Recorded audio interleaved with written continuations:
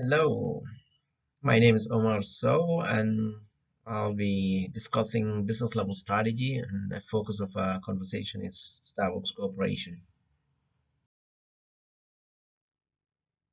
So, in this slide, we look at introduce Starbucks, the background of the company. We would look at some terms and concepts about business level strategy. We'll then transition into Starbucks' business level strategy, look at value chain activities, their value chain activities and their organizational structure that helps drive their competitive advantage. And lastly, we compare their performance to the competition. So Starbucks is based in Seattle and it was founded in 1971 by three coffee lovers. So to start off, we'll look at some terms and concepts in this slide. Porter, the sage of strategy, and defined a business level strategy as a set of integrated actions that a firm performs to win in a specific product market.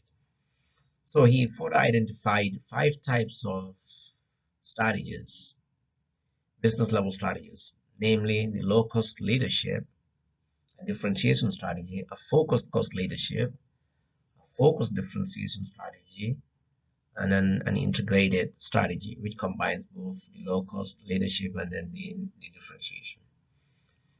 So business level strategy has two dimensions, mainly the market coverage, and is that a broad market or a narrow market, and then the customer value. Are we differentiating in order to charge more premium prices, or are we seeking to provide customers with the lowest prices out possible out there?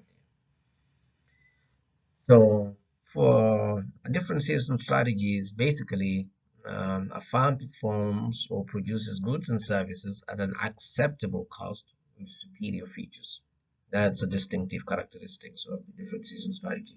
On the other end is the low cost leadership, which entails a firm providing goods and services at a lower cost than the competition with acceptable features. We next look at the business level strategy based on customer value. So Starbucks clearly differentiates itself. It's not like you're just walking into a speedway and just grabbing a coffee and it's just you help yourself to it. There's an experience. You come into a Starbucks coffee shop. You could feel and smell the aroma from the grinding of the coffee and all the different flavors that are out there to offer, unique variations of, it's just all kinds of flavors that are out there, to the customized nature of the cappuccinos and lattes that go with,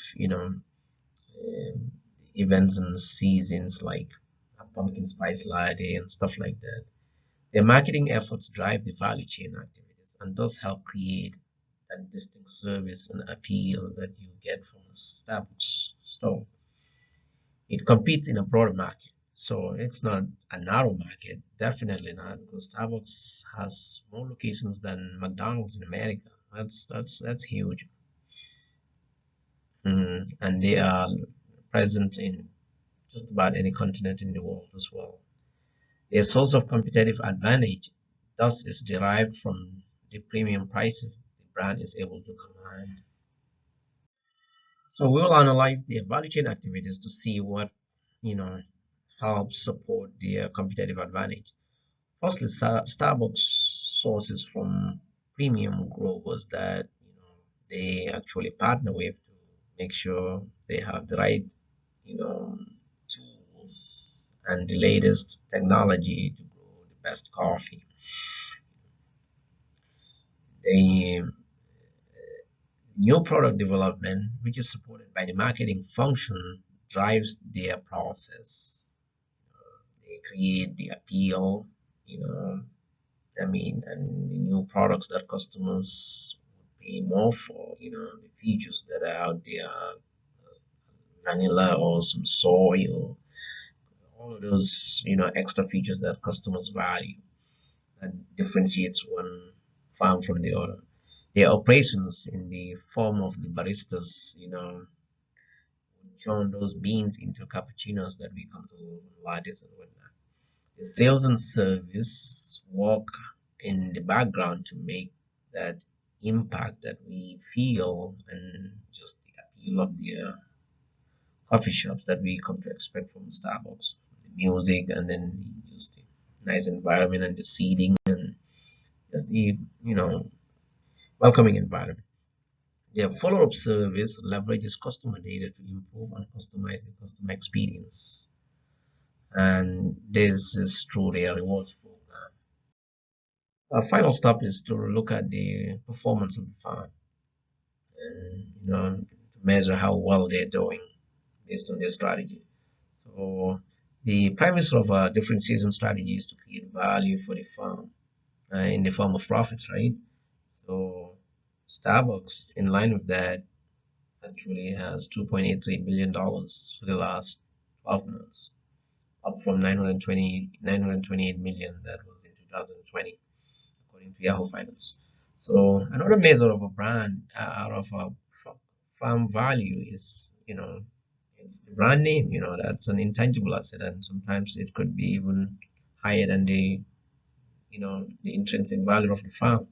So Starbucks is really one of the most highly rated brands out there at number 51.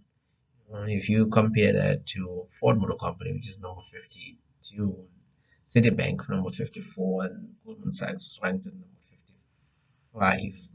So to put this in perspective, you look at Apple, that's the number one brand in the world, and then the Amazon's number two, and then McDonald's at number 11. So these are huge brands, but Starbucks actually cracks the best brands out there. So their revenue stood at 27.14 billion dollars in 2021. That's up 23.9% from 2020. Net profit margin grew at 10.43%. That's not too bad. So that ends our discussion on business level strategy on Starbucks. And thank you so much. I hope you enjoyed this video.